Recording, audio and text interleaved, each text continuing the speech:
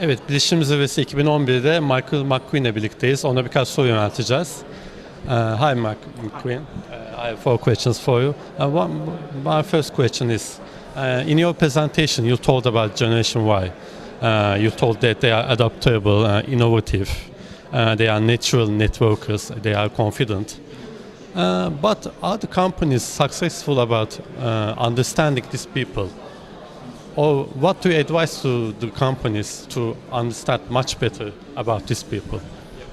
Well, you're right, there are some great benefits, some real positives to working with Gen Y, but most companies do struggle. They struggle to understand why this group have some of the attitudes they do, because in addition to being adaptable, flexible and all those great things, they can be a group who seem disloyal or impatient or disrespectful, and often what employers will do is they'll look at the symptoms, they'll look at some of the attitudes and behaviours, and because they're different to perhaps how older generations were when they were younger in the workplace, they'll dismiss this group and say, oh, they're too hard. Even though there's positives, they're too difficult to manage or work with.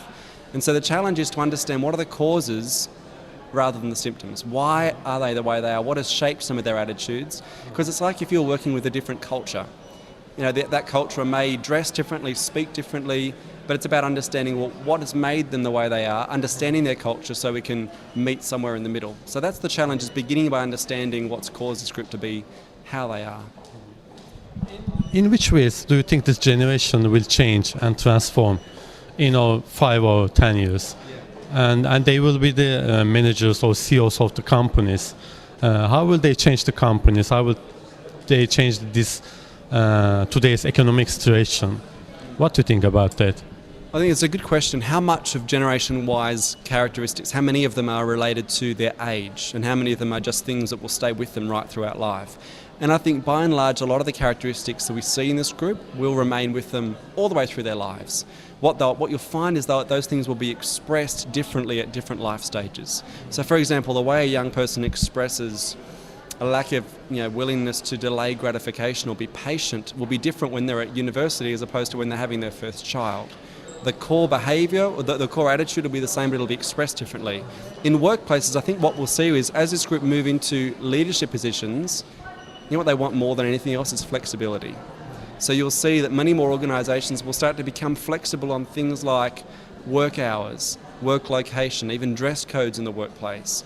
They'll say to employees, okay, as long as you achieve your outcomes, as long as you do the work, we don't really mind whether you do it from home or in the workplace or how you dress when you're doing it. I think, of course, we're going to see more of the impact of technology. Because you've got a younger generation who are very confident to use technology, we'll see more and more ICT coming into workplaces. As opposed to being something that you have to get to and do on the to-do list, for this group, they'll bring that in, make it part of the mainstream. Do these people can have challenges in the future? What challenges do this Generation Y can live? What do you think about that? Well, the challenges are often challenges for older generations in connecting with them. And a few of them that really stand out is that I think many of this group can lack resilience or the ability to persevere or stick at things or focus for a long period of time. One of their great strengths is that they are good at multitasking and having a mobile phone and the internet and TV on at the same time and juggling all those things at once. But while that's a real positive, the negative with that is that they are not so good at focusing over long periods of time. Now, coupled with that, what we've seen with this group is that they've grown up with this attitude that life is meant to be easy and fair and convenient, and therefore when it's not, when things don't go their way, when there are setbacks and disappointments, they can lack the character, the ability to persevere and endure. So I think those will be some of the challenges because life is hard. There are times in life where things go wrong, where you don't get your way.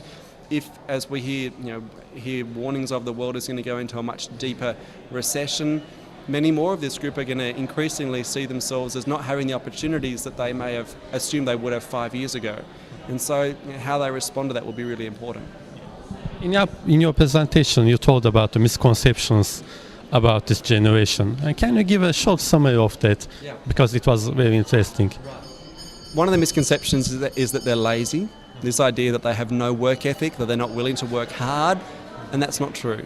By and large, Generation Y do want to get ahead, they want to succeed, but their priorities are different. You'll find that many of them won't just sell their soul for the company. Now, for them, work is a part of life, it's not the point of life. So that's one of the misconceptions, is that they're lazy. It's not, they've just got different priorities.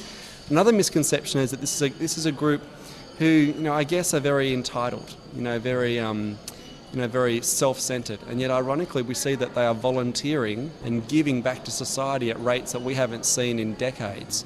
And so you do see in this group that they're actually wanting to get involved and make a difference and do a positive thing. But that's not what you hear. The media will tell you they're all self-centered, materialistic and celebrity obsessed, and it's not necessarily true. Okay, and then thank you, Mr. McQueen.